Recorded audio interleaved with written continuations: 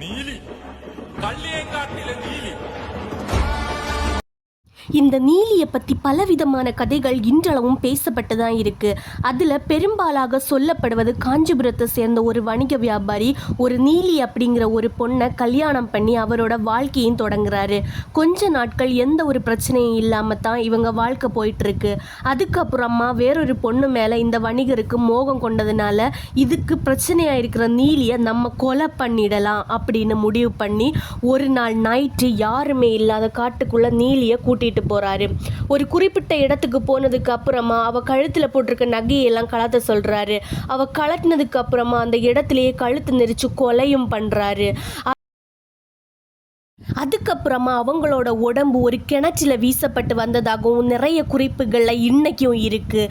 இந்த ஒரு காரணத்தினால அந்த காட்டுக்குள்ளேயே நீலியோட ஆத்மாவும் அடைபட்டு அங்கேயே சுத்த ஆரம்பிக்குது. அதே சமயம் இந்த வணிகரும் இதுக்கு மேலே இந்த ஊரில் இருக்கக்கூடாதுன்னு சொல்லி அவங்க இங்கே இருந்து கிளம்புறாரு. நாட்களும் கொஞ்சம் கொஞ்சமாக நகர ஆரம்பிக்குது. கொஞ்சம் வருஷம் ஆன பிறகு வணிகரும் இவரோட சொந்த ஊருக்கே வர்றாரு.